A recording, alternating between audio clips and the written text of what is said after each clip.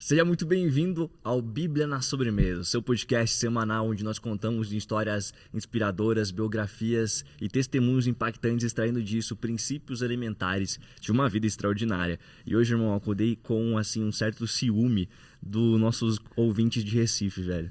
Porque tá um frio aqui, cara. Imagina, não tá não. Tá um Não tá frio, aqui. não. Cara, eu sou do Rio de Janeiro, irmão. Então... Isso aqui pra mim é assim, eu tô em outro país. Eu falei, hoje eu não te julguei por causa da luva, cara. Porque hoje realmente precisava. Mas seja muito bem-vindo, meu nome é Murilo Fontana e ao meu lado Lucas Alves. E hoje tu tem um desafio também, né, cara? Que é pronunciar o nome corretamente do nosso convidado. Cara, hoje vai ser um desafio, mas eu tô bem contente com a nossa convidada de hoje. Ela que tá no Brasil, né? Mora na Alemanha, vive na Alemanha, mas ela topou estar aqui com a gente hoje e já viaja agora no final de semana, então tô muito contente com isso. Exatamente. Posso apresentar? Por favor. Conosco está Ellie Dietz, alemã de nascimento, mas brasileira de coração, formada em comércio industrial, casada com o pastor Frederico, um pastor do 1% de pregadores do Brasil, mãe biológica de 7 filhos e mãe espiritual de mais de 8.000 pessoas que viveram na Chácara Bom Pastor, no bairro Boqueirão. Uma general de guerra viva do reino de Deus, mãe de Carl Dietz, mais uma de todos nós. Seja bem-vinda, Ellie Dietz, ao Bíblia na Sobremesa. Obrigada! Não, palmas. Isso foi fofo. Mãe de Carl Dietz, mas uma de todos nós. Sim, né? Você tem o coração de todos nós, Oma. Todo mundo aqui chama você de Oma, às vezes nem sabe o que significa Oma, mas está te chamando de Oma. É a palavra alemã de vó. Exato, né? Então, Oma, para quem não sabe, significa vó em alemão. Oma, tô muito contente, muito obrigado pelo aceitar esse convite. É o seu segundo podcast, né? O primeiro na vida. Mas Olha uma honra pra mim. Segundo podcast na vida, somos muito honrados de ter você aqui, muito obrigado.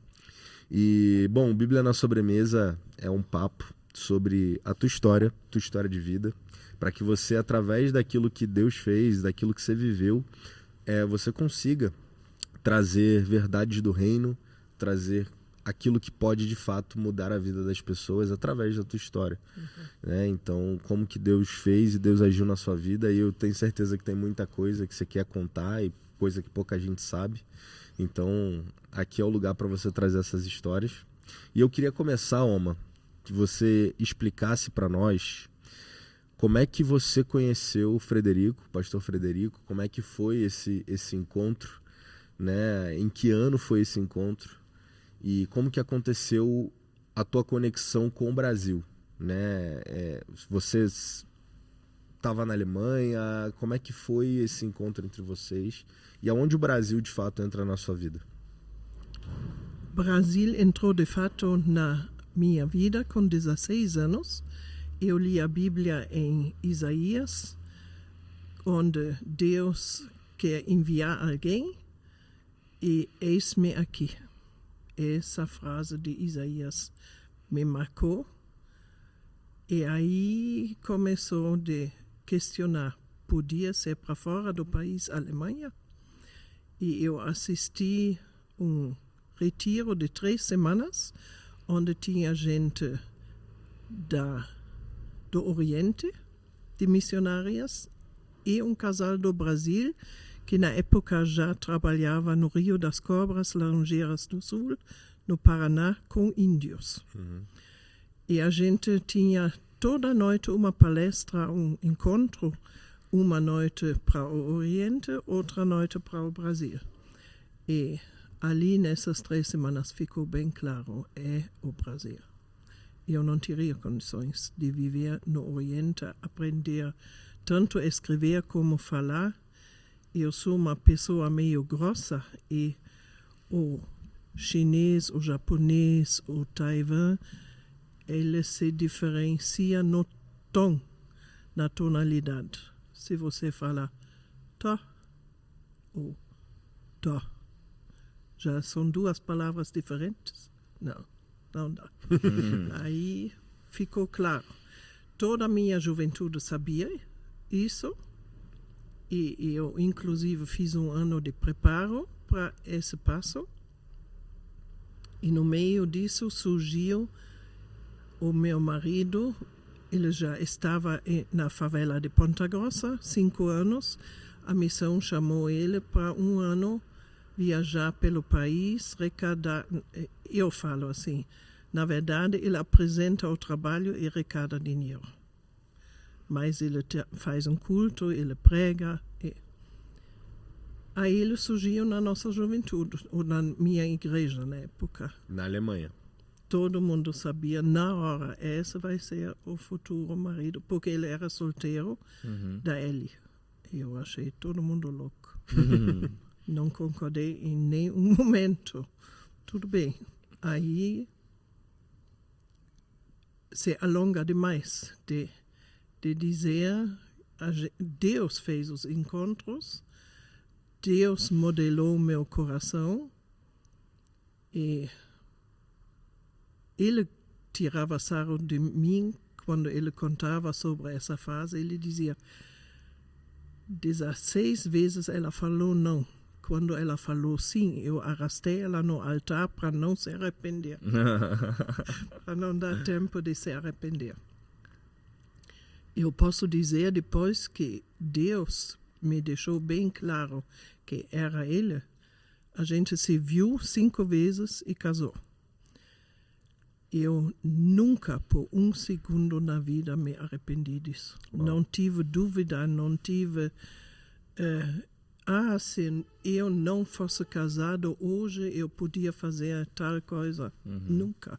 Era o caminho que Deus tinha traçado e nós fomos felizes 47 anos juntos. 47 anos de casado. Você comentou que vocês viram 5 vezes e casaram, ou seja, não teve namoro, foi casamento direto. Foi casamento. E ele me escreveu uma carta dizendo, eu não estou te pedindo em namoro.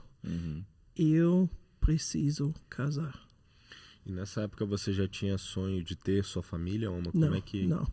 Eu estava focado em preparo de missão e eu pensei em casar talvez 5 anos mais tarde. E quando a gente fez bodas de prata, meu marido falou, se eu tivesse 5 anos mais tarde encontrado você, você era insuportável de casar. Porque acho que eu seria tão rígido comigo, disciplinado, de não...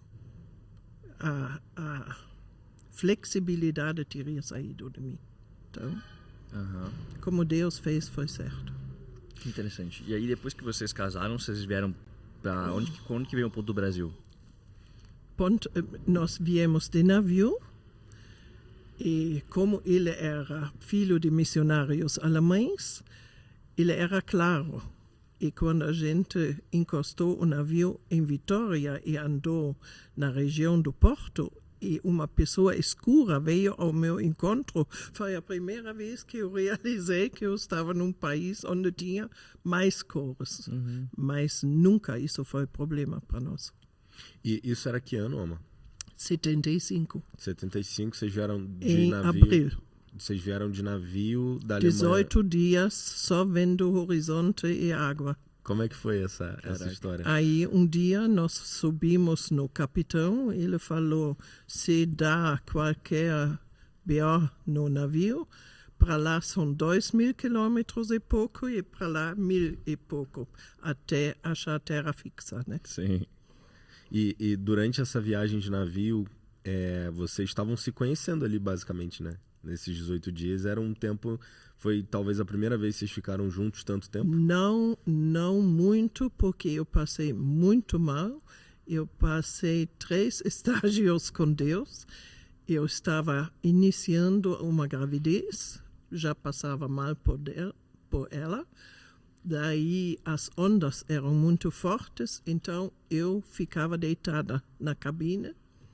No início eu falei, Senhor, iniciando uma carreira de missionária na cama, não bate, deixa morrer. Aí a segunda fase foi: deixa meu marido com um vento ser levado fora do navio, que o vento vara ele. E a terceira fase foi: deixa o navio afundar. Lembro bem disso, porque muitos anos depois o diabo me cobrou isso. Eu estava sozinha em casa e não tinha celular, e meu marido estava a caminho de Curitiba para Ponta Grossa, onde a gente morava. E minha sogra tinha dito: ele acabou de sair de casa. E 5 horas depois ainda não tinha chegado em Ponta Grossa, que dá distância de 2 horas. E aí o diabo veio e disse assim: naquele dia você não queria que ele morresse? Hoje você tem o prazer. E daí eu falei: não. Mas a gente fica parado calculando o que ia acontecer se ele não voltasse mais para casa. E aí teve mais uma vez, longos anos depois, um profundo arrependimento daquele sentimento e pensamento no navio. Então a gente estava meio mais afastado, e eu acho que foi o tempo que mais afastado passamos. Uhum. O que aconteceu nesse dia que ele demorou? Ele entrou no carro e pensou: o meu irmão mora 2 ruas para frente, vou dar uma paradinha lá também ainda. Foi só isso. Tá, excelente. E aí, onde que chega a parte da chácara, da casa no Boqueirão? Como? Como que começa a história de vocês na casa, lá em Boqueirão? Na no chácara Boqueirão? Bom Pastor. É. A gente reconheceu que a forma como nós entendíamos a palavra não estava se encaixando com o trabalho de missões. As exigências, nós sentimos, foi talvez uma impressão nossa que a gente é mais preso nas regras do que na palavra. Então, meu marido planejou: nós vamos para Curitiba, eu vou pegar uma caixa com ferramentas e vou bater nos prédios do Champagnat para saber, precisa ajuste de um trinco, ou tem uma pia pingando, ou alguma coisa assim, ganhar com isso o pão de cada dia. Uhum. Mas não havia casa.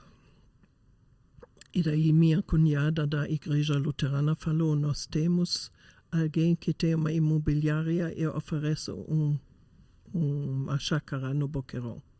E ele falou: não, o que eu vou fazer com uma chácara? E aquilo foi indo. Resumindo, a gente foi, visitou, gostou, achou que Deus estava mostrando isso, alguém nos auxiliou financeiramente e a gente comprou ela em 88. Mas não foi facinho comprar essa chácara, né? Teve uma resistência ali, não teve? Sim, porque o homem que fundou a casa, que estava vivendo na chácara, era professor, e sua esposa também, e eles tinham a chácara como o seu nenê, zelando, cuidando, muitos detalhes, era muito gostoso, muito verde. E quando nós chegamos para olhar a chácara em família, e de cada porta saía criança, ela viu que talvez ia pisar nas plantas e ia arrancar não sei o quê. Ela falou: sinto muito, mas para o Senhor eu não vou vender. E daí meu marido falou: se a senhora não quer vender, é uma coisa. Mas se Deus quer que nós tenhamos a chácara, nós vamos ter ela. Eu tenho tempo de esperar.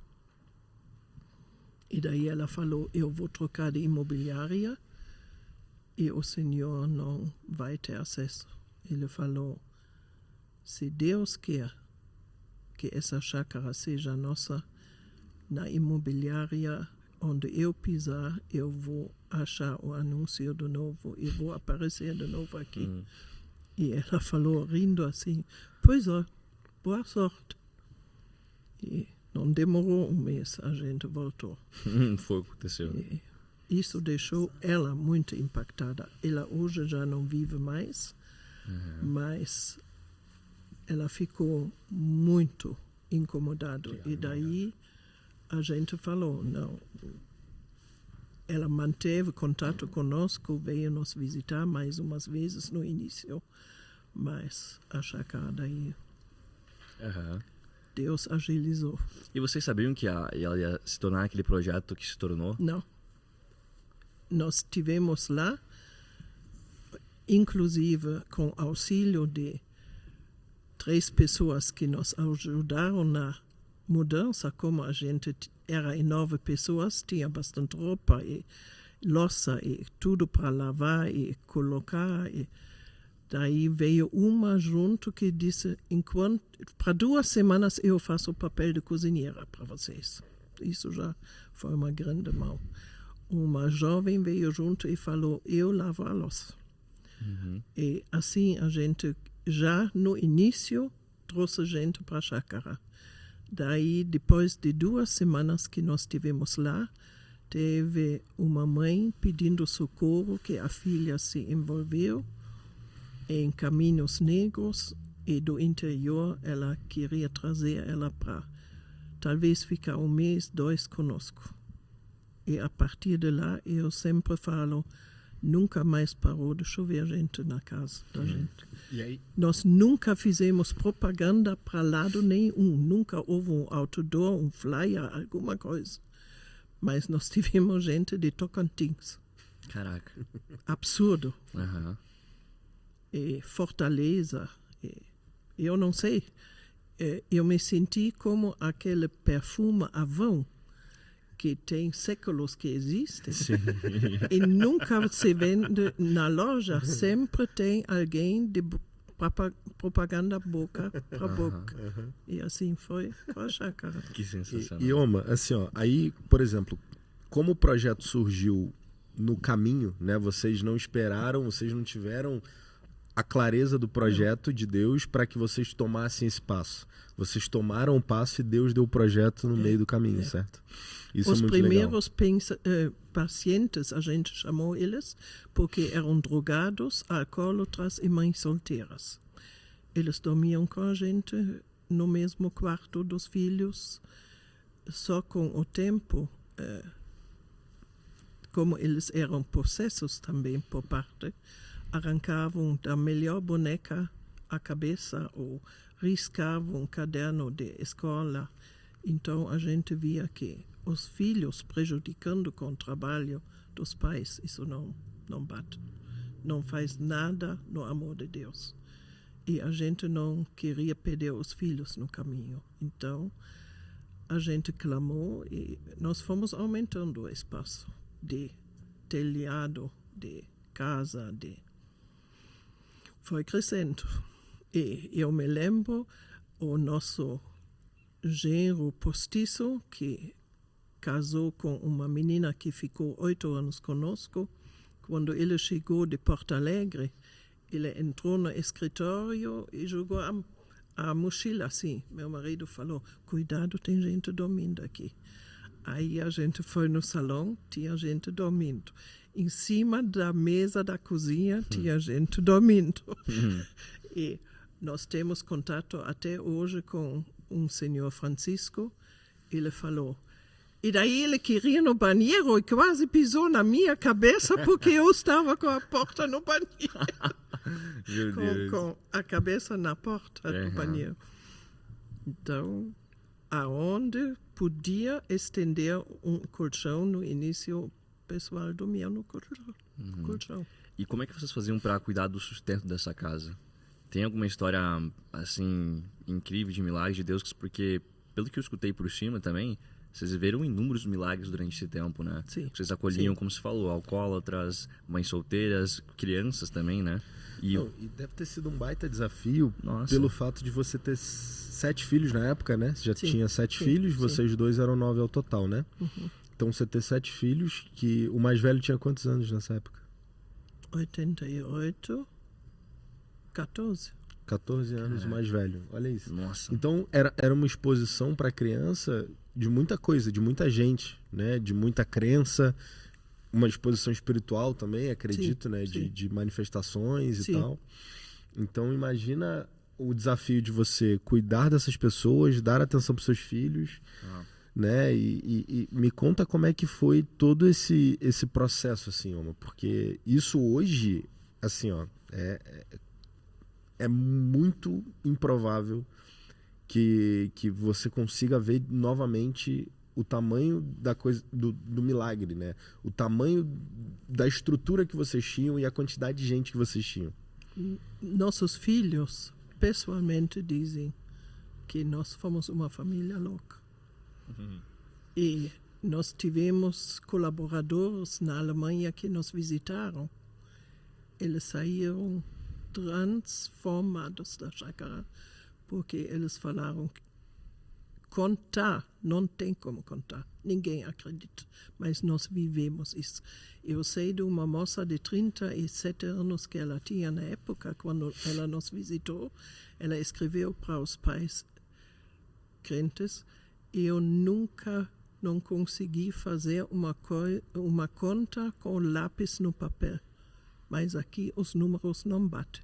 Não dá. Não tem como. E eu formei a frase: nós dependíamos de milagres como outros calculam com fatos. E Deus nos nunca deixou na mão. Muito bom. Eu, por exemplo, uma coisa, agora estando aqui e levando-me para Vitmassum, Colônia Vitmassum, a gente tinha um ano, nós éramos pastores da Igreja da Torre lá, então tem gente até hoje que a gente mantém contato também. E de lá veio uma moça e falou: eu vou fazer borscht. Enquanto tem culto, escola dominical, domingo, eu vou cozinhar. E a gente ficou com o pé atrás. Essa sopa, para quanta gente? Porque meu marido tinha costume de dizer no fim do culto, independente do número quem estava no culto, todo mundo é convidado para almoçar conosco. Você nunca sabia. Ia dar o arroz ou não ia dar. E, então, naquele dia, tinha essa sopa típica menonita. E eu pensei, será que cozinhou o suficiente? Eu sei que a gente pegava, que nem a Bíblia diz, 5.000 pessoas. Tem estudados que têm problema de acreditar esse milagre. Nós vimos ele em tamanho pequeno, adaptado ao nosso ambiente, nossa necessidade. Nós tiramos conchas de sopa até o último. Era muito bom. Que incrível. Que incrível. Yoma, nesse processo, assim, como é que foi a parte de sustento, assim? Vocês trabalhavam de maneira fora? Vocês recebiam doações? O que acontecia? Quem escutava de nós vinha olhar, via a necessidade e trazia o que ele podia. O nosso círculo de amizade foi crescendo. E a Alemanha foi morrendo, literalmente, os doadores morrendo, porque já eram idosos quando começaram, e o povo brasileiro nos auxiliando. Muito bom. E tem irmãos que, por exemplo, um homem fez a compra do mês para a família dele, e quando ele pegou açúcar, ele falou: faz tempo que eu não fui na chácara, vou levar um pacote de 5 quilos de açúcar para lá.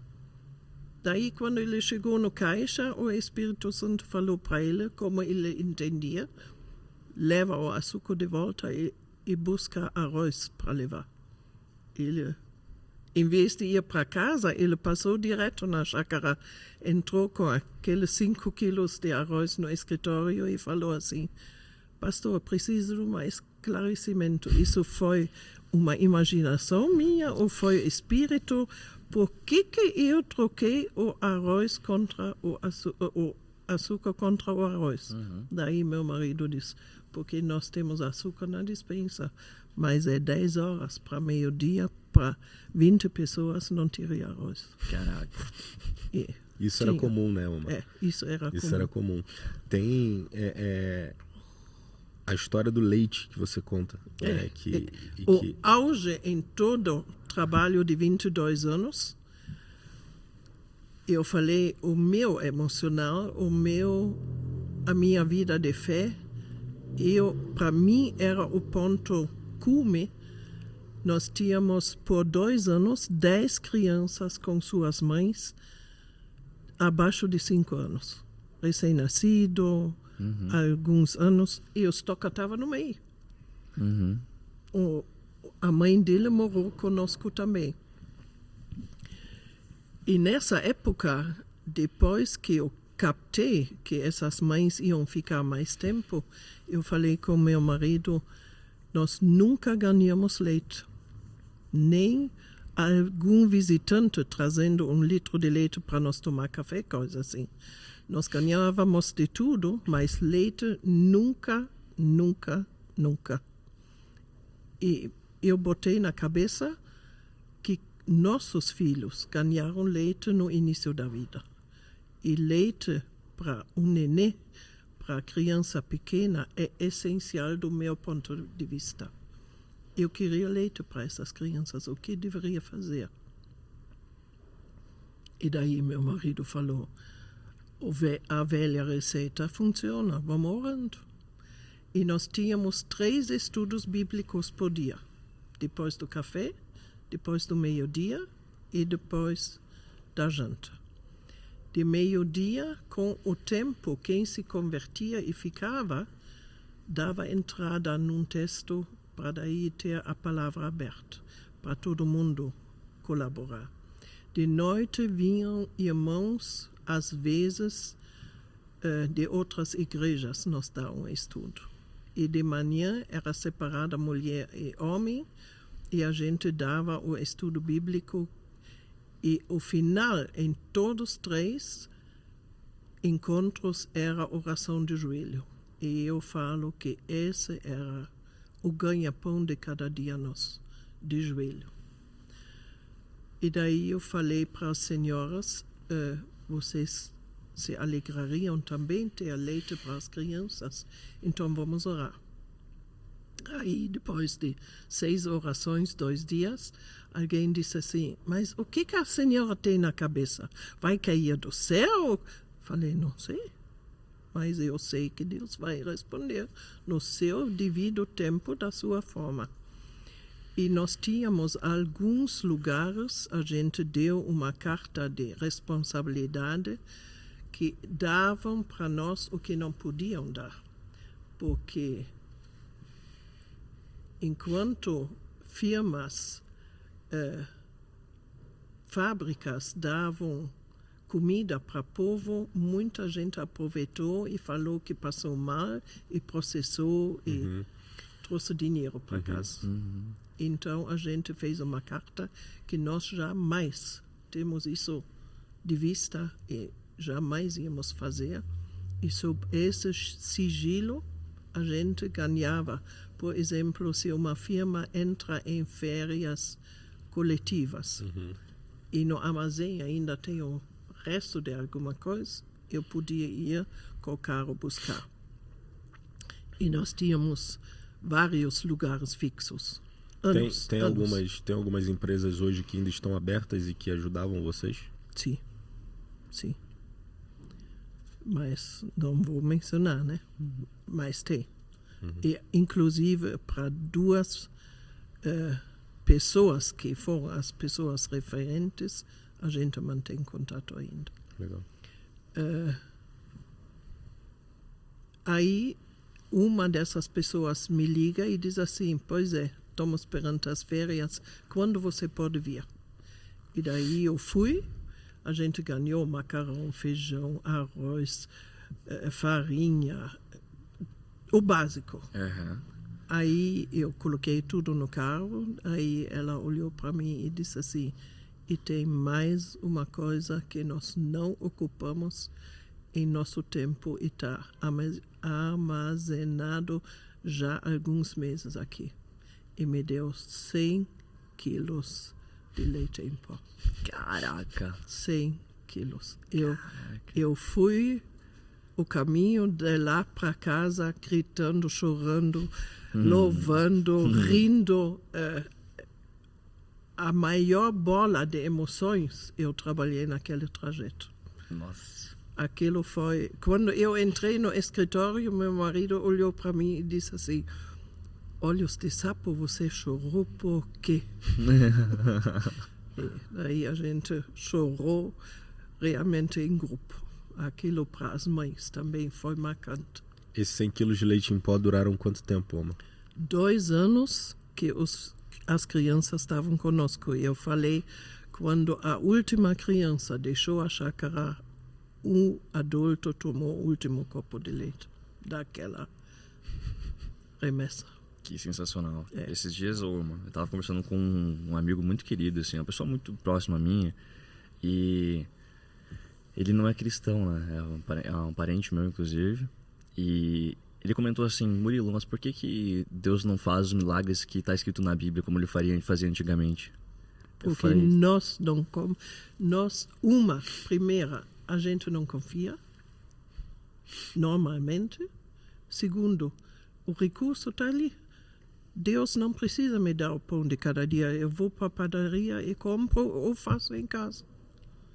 Mas não ter mesmo é muito raro hoje. E você pode, na favela, se tem cristãos morando na favela, eles ainda vivem milagre também, hoje.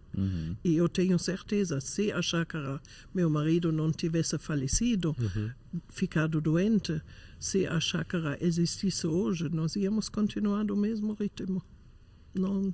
Milagre após milagre. Não tem como se queixar, não tem. Sim. Para nós, a vida desses 22 anos, a minha vida pessoal, casada, nunca, eu posso dizer, um dia se repetiu com o outro. Nunca, nunca. O imprevisto na nossa casa era morador fixo. O imprevisto era morador fixo. Caramba. E nossos filhos foram... eu tive uma época de consciência pesada que a carga foi demais. Mas hoje todos são... Nosso nenê vai fazer 40 anos semana que vem. Todos são aptos de se virar com qualquer situação de vida hoje. Esse é o resultado que Deus deu de bênção. E o que para nós como pais é milagre que a gente adora a Deus até morrer, é que nem um filho se desastrou com droga, com álcool, com qualquer outro. E o que você acredita, Oma? Porque assim, ó, você expor uma criança a essa realidade tem duas opções. Ou ela tende, né, convivendo com pessoas de todos os tipos, né? Ou ela tende a normalizar aquilo e querer explorar aquilo, né, e de achar normal ver aquilo, ou ela tende a ir para o outro lado, que foi o que todos os seus filhos tomaram. O que você acredita que, além do espiritual, vocês... Como que era o cuidado de vocês com os filhos? Assim, vocês tinham um momento de instrução de filho, isso aqui é errado, ele está passando por isso, por causa disso. Existia esse momento de conversa? Como é que foi isso? Tinha, mas tinha pouco demais. Ou pouco de menos, né? Faltava. Mas quando eles vinham com perguntas, cada criança sabia, se pega fogo, a vida, o pai e a mãe estão aqui. A gente largava tudo. Mas Deus também, nesse momento, muitas vezes poupou. E eu noto, nós fomos pais para as crianças dos vizinhos. Eu lembro que eu estava fazendo alguma coisa importante e uma criança veio gritando, e eu sabia a mãe trabalha o dia inteiro. E ela segurava a mão assim, e gritando, e daí era sangrando, pingava no caminho. Eu levei ela no evangélico para costurar, e quando a mãe chegou em casa do serviço, a gente só contou. Ela não levou susto porque já viu o problema resolvido. E essa menina mantém contato com nossas meninas até hoje e fala que ela é irmã, eles desejando, aceitando ou não. Mas a gente se dá bem. Que sensacional. Mano, durante esse processo, muitas pessoas vieram com muitos vícios também para a casa de reabilitação de vocês, né? E eu acredito que acho que boa parte delas, ou uma parte delas se curou, outra não, naturalmente, né? O que é o diferencial, assim? O que você pode ver, assim, como qual que foi a diferença de atitude delas ou o que aconteceu de diferente para pessoas terem sido curadas e qual que é o fator talvez determinante para essa cura delas e contrapartida que outras não foram curadas? Por exemplo, uma cura que não tem nada a ver com a dependência. Nós tínhamos uma senhora que veio de São Paulo, que viveu 30 anos embaixo de ponte. Ou no banco da rodoviária, ou no parque, em algum lugar. E depois que ela teve um mês conosco, ela falou, Deus fez um milagre em mim. Quando nós tínhamos um caminho da rua até a casa, dentro do pátio era um pouco distante e tinha uma rampa no portão. E a lema familiar era quem desce da rampa é, em primeiro lugar, amado. Independente quem é e o que tem de background. E isso impactou os jovens que vinham, que a gente aceitou eles do jeito que vinham. Em família, eles caíram num colo familiar. Então, essa senhora se sentiu muito amparada e ela falou, eu tinha um problema. A urina corria solto pelas minhas pernas. Eu não tinha domínio. Eu desci a rampa e o fluxo cessou. Uau. Nunca molhei um colchão do pastor, nunca mais minha calcinha molhou. Caraca. Eu estou curado. E não recebeu oração, não, ela recebeu calor e amor. E Deus fez a obra. Então, isso além daquilo que era para tratar, Deus fazia de graça. E essa senhora já é falecida hoje. Mas ela vive muito grato, louvando a Deus. Ela já era crente, ela já sabia do caminho da salvação. Eu imagino que com a quantidade de gente que passava, né, existiam pessoas que obviamente ficaram mais tempos ali que acabou tendo um certo apego, né, de lidar como filho e pessoas que tinham problemas. Como é que vocês faziam para fazer essa separação? Não sei se tinha essa separação. Eu ia dizer, então, não tinha. Se tinha ou se não tinha. E tem gente até hoje que fala o tempo da chácara foi o meu tempo mais feliz na vida. E não tem explicação. Porque fluía tudo naturalmente. A gente não questionava. Eu lembro de um episódio que meu marido falou, nós temos alguém no nosso meio vivendo que já matou 3. E ele tem como pastor sigilo, mas ele conseguiu trabalhar no indivíduo para levar ele para a polícia. Ele se confessou ao policial e o policial falou, ele continua sobre tutor... Teu cuidado, tua tutela. Sim, então, ide em paz. Caraca. Então, condenando ou não, os 3 não vão ressuscitar. Mas se ele está endireitando, é uma mão na roda, ficar em silêncio e tocar a vida.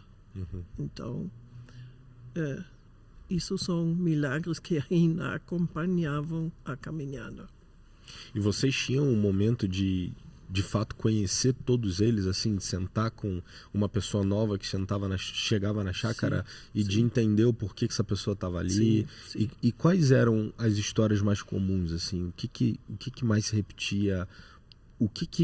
Qual era o problema que faziam essas pessoas, enfim, saírem de perto da família delas? Ou qual era o problema mais comum que se repetia entre elas? Que os parentes estavam cheios, que não tinha mais solução, que eles iam tentar se livrar. Eu me lembro também, agora, sentada aqui, eu demorei muitos anos para entender que esse tratamento, esse modo de viver que nós oferecemos, tinha efeito colateral. Nós tínhamos um rapaz que ficou uma semana se comportando mal. Uhum. E no fim de semana, de sábado para domingo, ele fugiu de noite, de madrugada. E domingo cedo, a mãe dele veio no culto. E meu marido falou assim, vai ao encontro dela e fala para ela que ele não está. E eu lutei com essa tarefa, orando, indo ao encontro dela, e quando cheguei perto, ela se jogou no meu ombro e falou assim, sua cara já me diz que meu filho não está mais aqui. Mas, Dona Eli, eu sou muito grata, porque por uma semana eu podia dormir de novo sossegado, sabendo que meu filho estava bem guardado. Eu nunca tinha parado para ver que nós beneficiamos também os parentes. Ou seja, o impacto de vocês foi muito maior do que aquilo que vocês não querem contar, mas contam, né? Que vocês são avessos às estatísticas, né? A gente viveu uma vida muito transparente.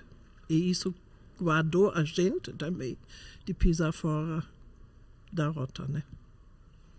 O Caule conta sobre algumas histórias também de obsessões, de pessoas possessas e tudo mais. Isso era comum? Como é que isso acontecia? Assim, do nada alguém ficava possesso, assim? Ou as pessoas eram dependentes? Como é que acontecia essas histórias, assim? É uma coisa que eu acho, para mim sempre foi engraçado, que entre eles conseguiam diferenciar se era uma epilepsia ou um ataque ou se era possesso. Uhum. E eles chamavam, tem um no quarto deitado na cama ou aprontando. Eu peguei agora fotos na mão de um momento que alguém possesso foi com tudo contra a nossa porta do banheiro público. Ele conseguiu quebrar a pia, o vaso, o espelho, o box do chuveiro, arrancar o chuveiro fora. Ele fez um escarcel lá dentro em uma rapidez de momentos que ser humano não tem como A, não ter a força, e B, a rapidez foi demais. Mas está ali as fotos, é a prova. Então, a gente, os piá, com o tempo, sabiam como se auxiliar uns aos outros. O grupo, a gente tinha muito paciente da Nossa Senhora da Luz. Quando eles tinham casos que não tinham mais solução, eles ligavam para nós e diziam, Frederico, nós temos de novo um caso, o nosso carro pode trazer? E a gente recebia. E ali a gente, com eles, tinha aprendido o grupo de 8. Então a gente jogava o indivíduo no chão, 8 pegavam ele. Com os anos a gente descobriu, quando você fala em nome de Jesus, esse escarcel fisicamente você pode economizar. Ele deita e faz sozinho assim. com as pernas e com os braços, e não se mexe mais. Então, não, com o tempo, não precisava mais o grupo do 8. Deus fazia com os anjos o que para nós seria gastante. A gente podia gastar as forças em outra atividade. Então vocês eram a emergência do hospital de emergência. Muitas vezes. E um episódio fora da curva, a Nossa Senhora da Luz mandou um rapaz e falou que ele é surdo-mudo. E quando ele chegou, pela calça já caíam as bolotas do cocô. Eu vi e estava pensando o que eu vou fazer.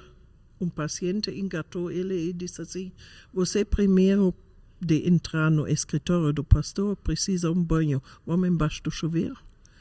E esses são momentos que você não tem controle. Deus faz acontecer. Ninguém precisou da família tomar uma posição, eles auxiliavam-se mutuamente.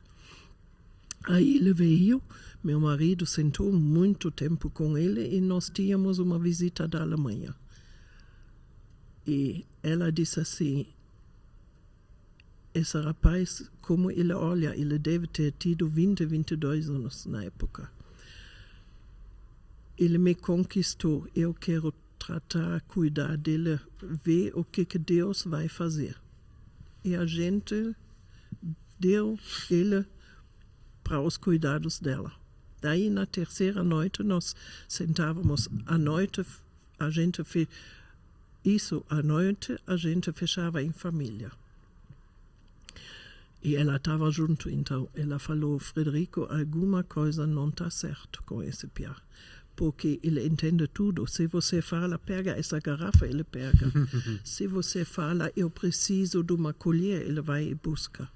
Então, ele ouve, mas ele não fala. Aí, ela pedia muito por ele. E a gente conversava mais com ele, ele agia. E ela começou a desenhar o alfabeto em letra grande e dizia assim: A, A, A. Ele falava A, A, A. E de repente o Carl vinha do Ceasa com uma carretinha cheia de legumes e em cima tinha uma caixa de chuchu. E ele correu lá fora e fez assim: su, su, su, su. Nossa, aquilo foi uma emoção para todo mundo. E ele ganhou o apelido do Chuchu. Aí a gente pesquisou o passado dele. A mãe levava chute na barriga durante a gravidez. Ela deu luz a gêmeos. Um nasceu normal e esse não. E por ele ser demonstrando deficiente, ele foi, não vou dizer relaxadamente, mas o povo simples não sabe lidar com essa situação. Então, por que ele estava na Nossa Senhora da Luz? Nem me lembro mais. Mas a gente devolveu ele começando a falar. Caraca. Ele voltou para lá. O pai levou ele primeiro para casa, feliz, feliz, feliz. Mas ele, por algum motivo, precisava remédio, auxílio da Nossa Senhora da Luz. Não, tem muita história sobre a chácara, né? Eu acredito que a gente ficaria aqui tranquilamente o dia inteiro falando sobre milagres e feitos que Deus realizou ali naquele lugar e na vida de vocês. E aí, mudando um pouco de assunto, assim, Oma, e aí é uma curiosidade minha, né? Que eu não sei se eu já te perguntei antes. Você escreve num diário há muito tempo. Sim, mas não sobre a chácara. Não é sobre a chácara. E realmente, mudando de assunto, assim, quando que você começou com esse caderno? E você já disse, eu acho que, se eu não me engano, para Carol, que tem muitas orações suas ali. Tem muita coisa que você pede a Deus ali. Existe alguma coisa... como que começou essa sua cultura? Esporadicamente, eu não sei se eu falo certo, mas na minha infância, cada criança tinha um diário. Fazia parte da cultura. Aquele caderno onde você anota importantes momentos e o caderno que roda dentro da sala de aula, que cada escreve um versículo dentro, entre meninas. De lembrança, poesia. Então, esporadicamente eu fazia isso. Em um calendário comum, anotava naquela data. Em 2004 eu ganhei um diário de uma sobrinha minha, por sinal, a mãe dessa menina que eu estou acompanhando atualmente. Ela me deu em 2004 um diário e a partir de lá eu tenho uma fileira de livros e quando o Carl começou com o Bíblia na Mesa, eu estava na Alemanha e ganhei do meu genro um caderno que tem a capa prata, de cor prata. É normal o caderno, mas brasileiros me conscientizaram, esse é o livro da prata. Aí eu fiz anotações dos Bíblia na Mesa dele no início. E a Manu, que é conhecida na igreja CHF e tem uma home church com o Colbert e um grupo para o Brasil, ela falou, se ninguém quer herdar esse caderno eu faço questão, porque tem tesouros ali dentro. Quando que a senhora vai publicar um livro seu? Isso eu quero muita saber. Gente, São 20 anos muita escrevendo, gente já falou isso, mas eu não pretendo escrever. Não pretende. São 20 anos escrevendo. E você guarda esses diários? Ou Sim, vai... sim. E eu já sei, não sei se vou arrumar encrenca para minhas filhas que vão ouvir. Eu acho que dá uma bela de uma fogueira quando eu estou... Eu já ia falar, não, quando... Faz um leilão. Daqui a um tempo o pessoal pega os livros e Publica. E publica. Se alguém se dá esse trabalho, a liberdade pode ter. Tá em alemão ou português? Misto. Misto? Eu falo muito misto. Você fala alemão, inglês e português, né? É. E como é que é a história de por que você aprendeu inglês mesmo? Na escola era obrigatório. Na Alemanha. 6 anos. Então você foi alfabetizada em alemão e inglês. Sim. Interessante. Em francês também. Francês por 4 anos, mas francês apagou na minha cabeça. Não sei se isso é normal, mas comigo é fato. Quando aprendi o português. Então, eu, quando hoje, você aprendeu o português? O francês, eu não pego nem o assunto quando eu escuto. Não tem nada. Mas você já chegou a falar francês em algum momento da sua vida? Sim, já estive na França, passando férias, falando francês. Caramba. E, Oma, agora eu gostei do assunto dos livros. Se fosse, Por um acaso, por um né? acaso, se fosse para escrever um livro sobre algum assunto que você teve talvez de maior aprendizado na sua vida, sobre o que você escreveria? Que Deus é fiel, por mais que a vida é fora da curva, Ele nos pega sempre na rota de novo. Existe, Oma, alguma coisa na qual você se arrepende de ter feito ou não feito? Não. Eu ia viver tudo. Até na dedicação, eu posso dizer, nós como família sempre demos tudo. Meus filhos também. Não. O que foi errado, a gente recebeu perdão e deu perdão. Eu não... esses dias aqui, que eu estou aqui, o tema em alguma altura foi amargura. Eu descobri ali que amargura é uma palavra estranha para meu ser. Eu não... Se alguém queria me amargurar, ou eu sou tão bitolado que eu não peguei o fio da meada, ou não teve alguém que queria me amargurar e eu me senti amargurada. Não, esse sentimento eu não conheço. Não conhece. E no trato, assim, você naturalmente lidou com muitas pessoas ao longo desses anos. Você conversou, cuidou de muitas pessoas. E no trato de uma pessoa com a outra, o que você pode fazer assim de mais transformador com o outro, de demonstrar amor assim? Porque existe também um passo seu de estar cuidando de uma pessoa para ajudar ela a passar pelos problemas que ela está passando. O que talvez deveria ser mais valorizado pela gente, para a gente ajudar o outro a passar por aquilo? Ouvir. Uma pessoa desastrada em qualquer área da vida, ela não precisa de conselhos. Ela sabe o certo, mas ela não alcança. Então você amando e ouvindo, você dá uma chance para ela. Com um abraço. Eu tenho uma senhora, 30 anos agora, acompanhando ela. Ela está começando agora. Eu estive visitando ela. Ela falou, mas ela falou já assim, quer me dar um abraço? Hoje eu aguento. Mas com o povo da igreja, ela fez assim e mais nada. Ela é tão ferida que até o abraço faz mal para ela. Mas Deus está curando ela e sarando de medo, de desespero, de insegurança.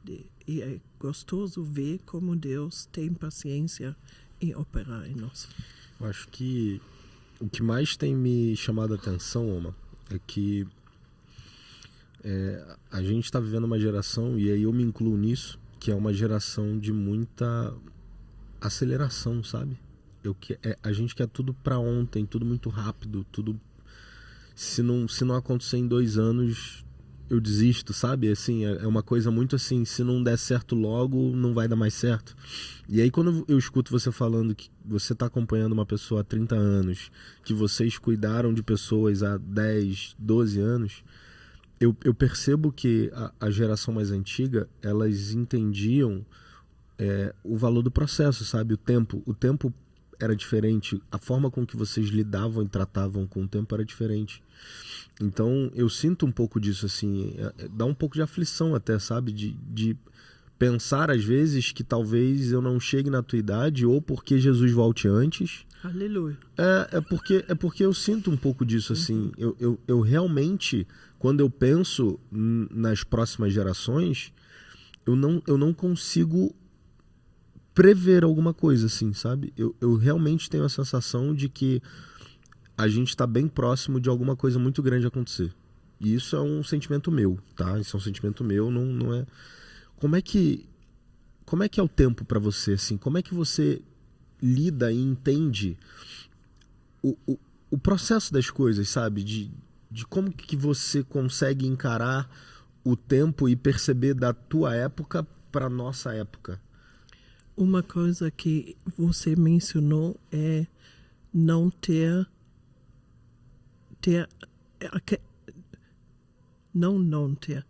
a ansiedade de não ter aquele tempo de esperar.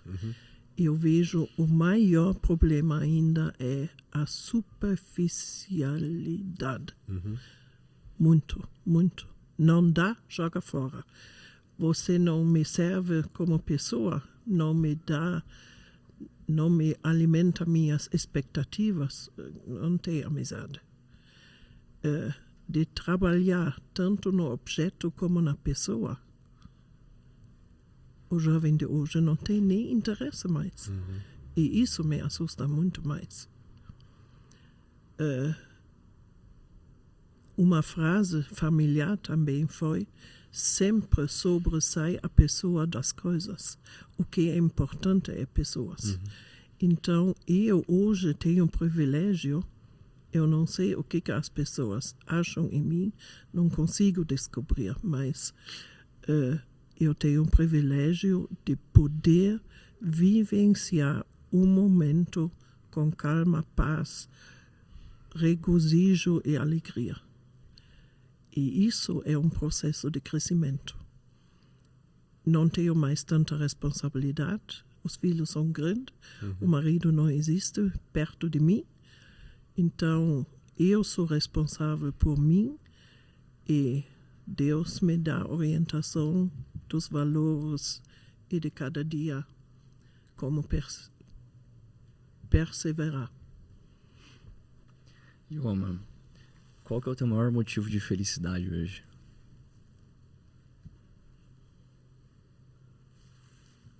Muito profundo dentro de mim é aquele versículo: alegria no Senhor é minha força. Ele é uma coisa pessoal, agora bem íntimo. Eu amo a palavra meu amo. Isso não existe na tradução de nenhuma língua. Em alemão, Liebling seria a tradução, mas não expressa o que eu entendo, meu amo. E muitas vezes eu estava sentada na frente do meu marido e dizia, mas ele é tudo para mim, humanamente, aqui na Terra, mas meu amo, não. E quando ele não estava mais, nas primeiras orações depois, se firmou que meu amo é Jesus. Quer dizer, ele é hoje minha referência de vida. E eu não faço nada sem me comunicar com ele.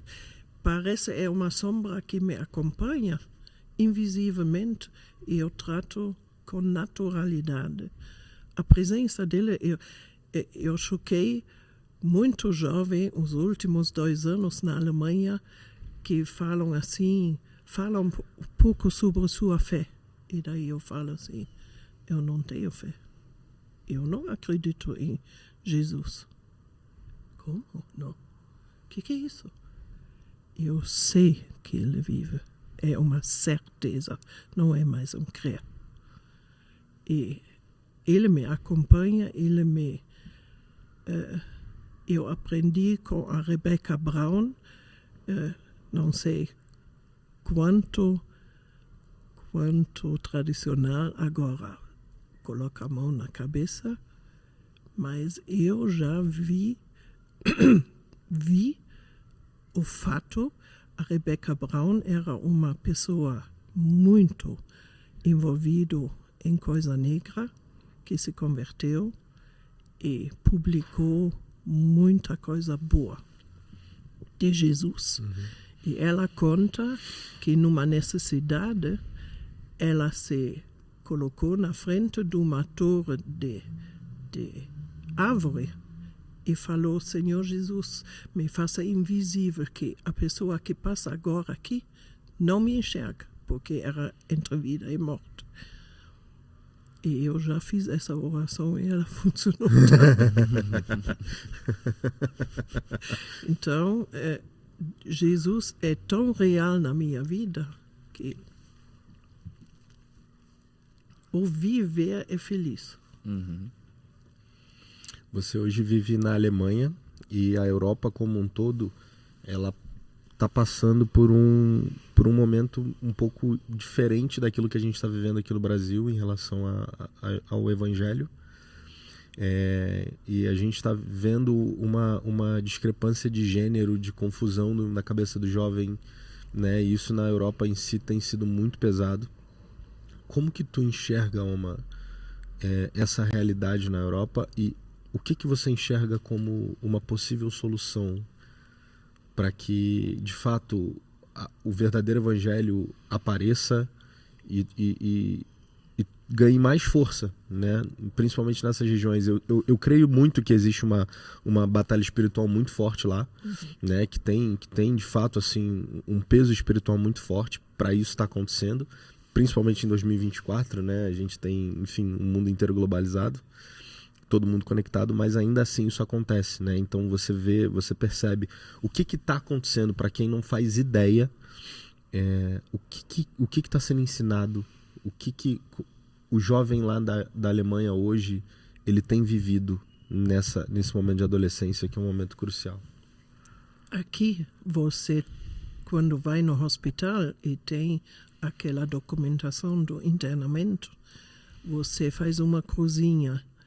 Você é católico, você é evangélico ou você é espírita. Está ali no documento. E não é só num hospital, é geral. Na Alemanha, a massa larga é ou evangélico ou católico, e se lida com o espiritismo, nunca vai falar sobre isso. O evangélico é educado muito tradicional. Aquela frase, minha liberdade termina lá onde começa a tua, é muito respeito. Eu vejo hoje, do meu ponto ângulo pessoal, não quero globalizar isso, que em algum momento foi vivido, porque nessa época ainda estava no Brasil, por isso não me incluo, foi vivido o cristianismo para os filhos de uma forma tão sofrido, forçado, que o exemplo, eu vou falar claro, mas eu não quero ofender ninguém. E eu sei que tem exceções, mas a larga massa, pais, assustou mais os filhos para uma vida cristã do que encorajou, né? E ali quebrou. Ali o jovem se abre para qualquer outro caminho, porque está decepcionado com aquilo que viveu em casa. E ali que a curva E aí não foi só desastrada. falando agora do fator religiosidade, espiritualidade, mas de problemas com gênero também, né? Tem sido muito comum uma confusão de gênero na cabeça do jovem, do adolescente na Europa. Isso tem sido comum lá, pelo que eu entendi, né? E não tem quem faz uma convicta, amável explicação. Todo mundo fala, eu li agora, cada ano você é para trocar tua personalidade, uma vez masculina, uma vez feminina. Ninguém fala sobre as consequências. E o jovem, como ele não foi acostumado a pensar a longo prazo, como você mesmo confirmou, eu faço o que hoje me dá na telha. As consequências não são visadas. E ali ele não vê o perigo. Eu vejo isso também como se cumprir a escritura, que no final a confusão é muito grande. Existe em português um hino, acho que ele é até do cantor cristão, pai contra filho, irmão contra irmão. Eu nunca entendi isso. Mas, chegando no final dos tempos, você vê pai contra filho, irmão contra irmão.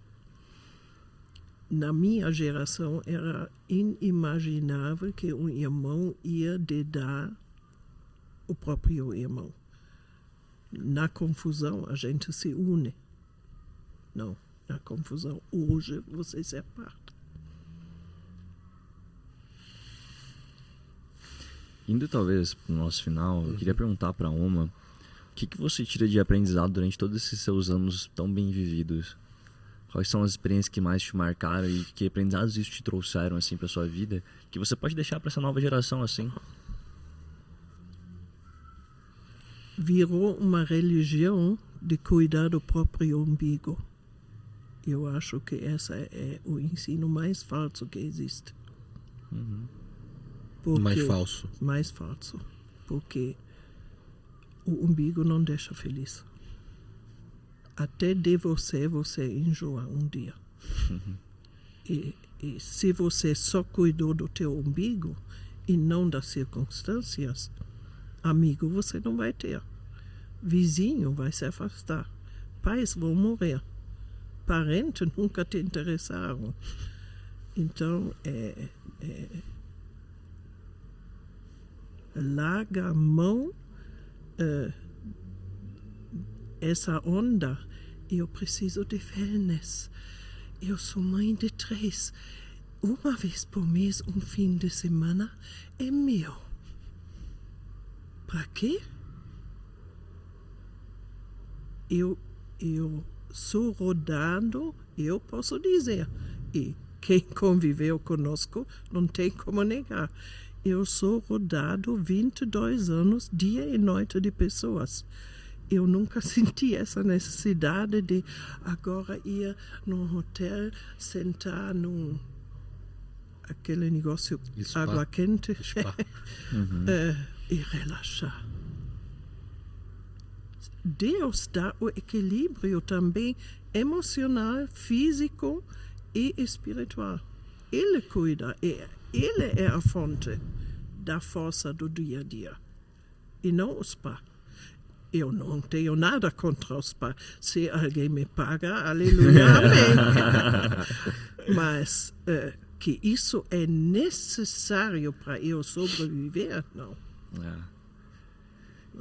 Eu havia escutado sobre a provisão, é justamente isso. A provisão de Deus, ela nunca é somente sobre dinheiro. Ela pode ser dinheiro, mas ela vai vir junto com uma provisão mental, uma provisão de espírito, uma provisão de todas as áreas, assim. E eu acho que quando você falou que você não sabe por que as pessoas gostam tanto de conversar com você e tudo mais, para mim é claro que você carrega muito essa presença de Deus, juntamente com essa crença, essa certeza de que Jesus existe e Ele anda contigo, como você falou, uma sombra quase. É porque isso é claro assim no contato, no teu olhar e na conversa. Então, muito obrigado por esse podcast, muito obrigado por essa conversa. É sempre uma honra poder te escutar. E eu até quero deixar assim, se o Lucas tiver mais uma pergunta, ou se não, a gente deixa para uma... Eu queria assim só agora finalizar abrindo o microfone para você, para que você deixe uma mensagem do seu coração para as pessoas que estão ouvindo e que estão conhecendo Jesus e estão usando esse podcast para tirar as dúvidas básicas de quem é Jesus. E eu queria que você, como uma general de guerra nessa terra, uma mulher que vive com Jesus há muitos anos, que você diga para essas pessoas quem é Jesus e como que essa pessoa consegue se relacionar com Ele de forma simples, de forma clara. Imagino que a nossa audiência, mas só para você entender, são pessoas, obviamente, que já se converteram, que já têm Jesus, mas muitos estão conhecendo quem é Jesus agora, que descobriram que Jesus é Pai agora. Então, elas ainda têm muitas dúvidas, sabe? E quando a gente estruturou esse podcast, a gente pensou nele para alcançar essas pessoas que não têm um pastor maduro que possa, de fato, esclarecer as dúvidas simples, as dúvidas básicas dela. Então, eu queria deixar o microfone aberto para você explicar quem é Jesus do ponto de vista da Ellie. Primeiro, quero saudar quem está a caminho de conhecer Jesus e dizer foi a melhor escolha da tua vida. É uma companhia que nunca vai te decepcionar. Você vai, ao longo da tua vida, ter aventuras que você nunca imaginou. Se você está à procura de uma vida aventureira, entrega a direção da tua vida para Jesus. Ele mesmo no vale da dor, da doença, da morte, ele não larga da tua mão. Ele tem um segredo com ele, por isso ele é Deus. Ele nos consola, ele conhece tão certo nosso íntimo, E a minha filosofia hoje é: se o nosso íntimo é equilibrado, as circunstâncias só me atingem onde Deus quer me lapidar. E o íntimo, Deus deixou um vácuo quando Ele fez o homem, que só Ele preenche. Você já se encheu de joia, de dinheiro, de carro, de mulheres, de festa.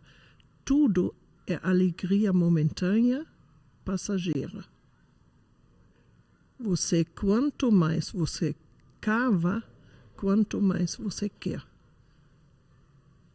E Jesus é o único ponto onde você sossega, onde você de repente percebe que Ele coloca teu íntimo em ordem, em sequência, em sentido.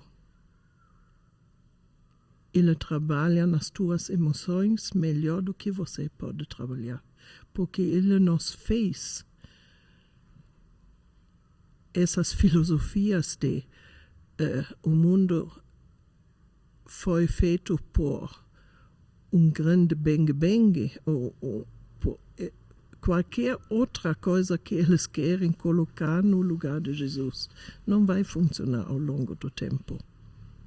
Você descobre Jesus do tamanho que você anda com Ele, lê sua palavra, anda na natureza, reconhece como em tudo que nós colocamos de técnica, de internet, de coisa, o sol amanhece todo dia novamente, a lua cada noite nos dá a luz. O que Ele fala na sua palavra e promete, Ele é fiel.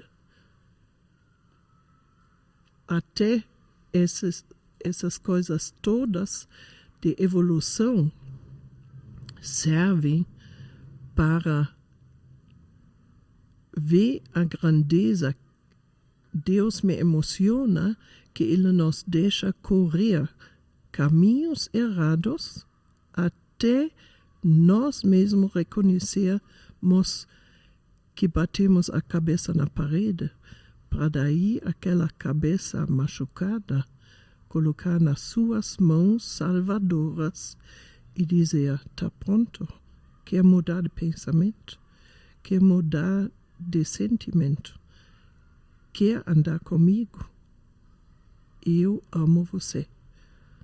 Eu quero que essa frase, esse fato, nunca mais saia da tua vida. Que em qualquer momento, circunstância que você passa, que você se lembra que Deus, o Criador, eternamente vai esperar por nós até o ponto que nós somos livres, espontaneamente prontos para dizer: eu tentei de tudo, eu não sei mais, mas os cacos vou entregar na tua mão para ver o que você faz de mim. Sensacional. Oma, só queria dizer que é muito bom te conhecer. Você é um testemunho vivo de milagres e da existência de Cristo. Então, obrigado por isso, obrigado por abrir sua história aqui e contar esses causos pra gente, tá? E eu queria dizer pro nosso ouvinte que agradecer a tua audiência, né? Agradecer por você estar aqui toda semana escutando o nosso podcast.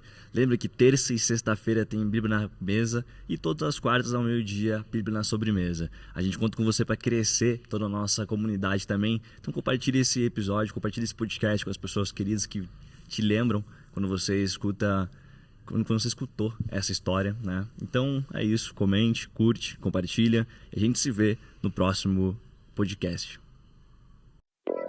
We'll be right back.